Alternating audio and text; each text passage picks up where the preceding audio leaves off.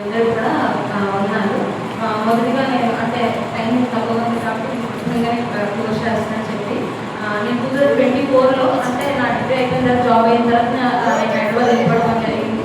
తర్వాత MBA చేద్దాము దేవుడు కృప ద్వారా నాకు దేవుడు అవకాశం చూపించడం అంటే నాకు అవకాశం లేకపోయినా సరే దేవుడు నాకు నువ్వు చదవగలవు నేను నీకు తోడే ఉంటాను దేవుడు నాకు వైట్ టైం ద్వారా మాట్లాడాడు. అలాగే నేను ఇక్కడికి వచ్చాను 2024లో. అయితే ఫస్ట్ నాకు ఐసెట్ రాయడం ద్వారా నాకు దేవుడు ద్వారా మంచి కాలేజ్లో సీట్ వచ్చింది. అదంతా మీకు తెలిసిన విషయమే. అయితే ఆ 2 years కూడా నా ఫీజు ఎలాగా ఏంటి అనేది చాలా భయపడేదాన్ని, ఏంటి ప్రభావ అనే విధంగా. కానీ దేవుడు ప్రతి విషయంలో కూడా అంటే ఎక్కడ చేయలేదు. ఫస్ట్ టైం అంతా కూడా నేను చాలా బాధపడ్డాను. ప్రభావ ఫ్రీ సీట్ అనుకో నేను జాయిన్ అయ్యాను, ఫ్రీ సీటే కానీ మాకు గవర్నమెంట్ నుంచి ఎటువంటి సపోర్ట్ రావట్లేదు, ఎలా ప్రభావ నేను ఈ మీద ఆధారపడి నేను ఇక్కడికి వచ్చేసాను అని చెప్పి ప్రే చేశాను. అదేవిధంగా 2 years కూడా దేవుడు నాకు ఎంతో సహాయం చేశాడు ఫీజు విషయంలో. ఈవెన్ నాకు ఫీజు విషయంలో ఎగ్జామ్ బయటకు లాగేసిన సందర్భాలు కూడా ఉన్నాయి ఫీజు కట్టలేదని.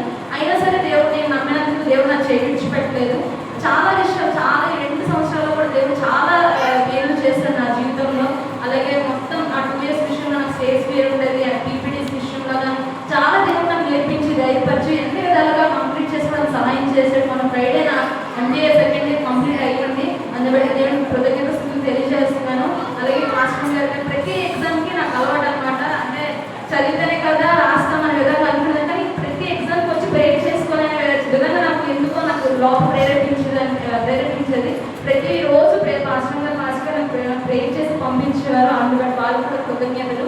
అలాగే మరి ఇంకా నా యొక్క MBA ప్రాజెక్ట్ విషయంలో అయితే మాత్రం నా దగ్గర ల్యాప్టాప్ లేదు, చాలా ఇబ్బంది పడేదాన్ని. ప్రభు ప్రతిరోజు నా ల్యాప్టాప్ నాకు ప్రాజెక్ట్ గైడ్ దగ్గర నుంచి ప్రతి ఒక్కరికి నుంచి దేవుడు చెప్పేదాన్ని. ప్రభు నాకు ప్రాజెక్ట్ గైడ్ని అరేంజ్ చేస్తున్నారు, నువ్వు మంచి గైడ్ని నువ్వు ప్రతిదీ ఆయన చెప్పుకునేదాన్ని.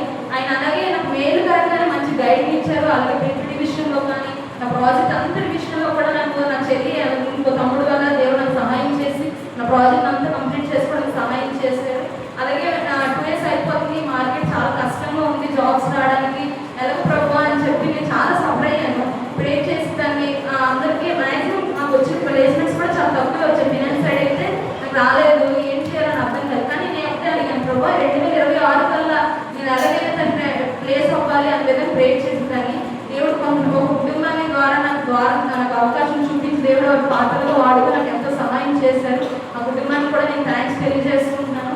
అలాగే నేనైతే మాత్రం ఫస్ట్ హైదరాబాద్ 15 మాత్రమే నేను వెళ్ళాను. ప్రభా ఈ విద్యలోకి అయితే నాకు వద్దు, 2 సంవత్సరాలు కష్టపడి చేసినంత వేస్ట్ అయిపోద్ది, నాకు మంచి శాలరీ స్కీమ్ కూడా నాకు దయచేయని ప్రార్థన చేశాను. నేను ఎక్స్పెక్ట్ చేసిన దానికన్నా దేవుడు నాకు ఎంతగానో ఉన్నతంగా ఆశీర్వదించాడు.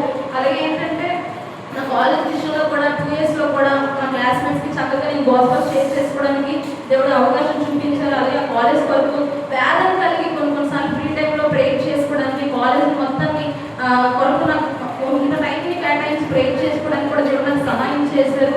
ఉన్నతమైన విధంగా నన్ను మంచి ఆయన నమ్ముకున్నందుకు నన్ను ఏమాత్రం కృంగనీయకుండా మంచి స్థానంలో దేవుడు నిలబెట్టాడు. చాలామంది మేము అక్కడికి వెళ్ళకముందే కొన్ని విషయాలుగా అంటే కంపెనీ గురించి కానీ ఆ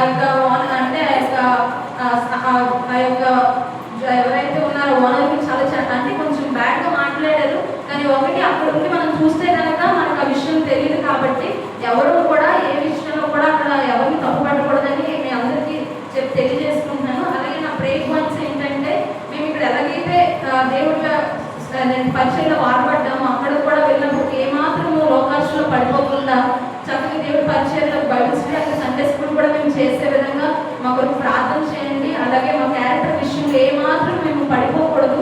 అలాగే అక్కడ ఉన్న ప్రతి విషయంలో దేవుడు మనలో ఎక్కువ వాడబడాలి, జాబ్ విషయంలోనే కాదు. అలాగే ఇప్పుడు వరకు ప్రతి విషయంలో దేవుడు తన చిత్తాన్ని నెరవేర్చుకుని వచ్చాడు మా జీవితంలో. సో ఇక మీద మా యొక్క మ్యారేజ్ విషయంలో కూడా మేము వెనక్కి వెళ్ళిపోకుండా ఆయన కొరకు నిలబడే విధంగా మాకు ప్రేర్ చేయండి. ఇంకేంటంటే ఈ 2026లో ఎలాగైనా మేము బాప్టిజం తీసుకోవాలని నిర్ణయించుకున్నాము. దయచేసి అందరి కొరకు మెయిన్లీ బాప్టిజం గురించి మాత్రం ప్రార్థన చేయండి, మాకు ద్వారాలు వచ్చేలాగా. సో ఈ అవకాశం నుంచి దేవుడికి పొందడానికి తెలియజేసుకుంటే మరి అందరికీ కూడా థ్యాంక్ యూ. చిన్న సాక్షి దేవుడు దీవించుకుంటారు.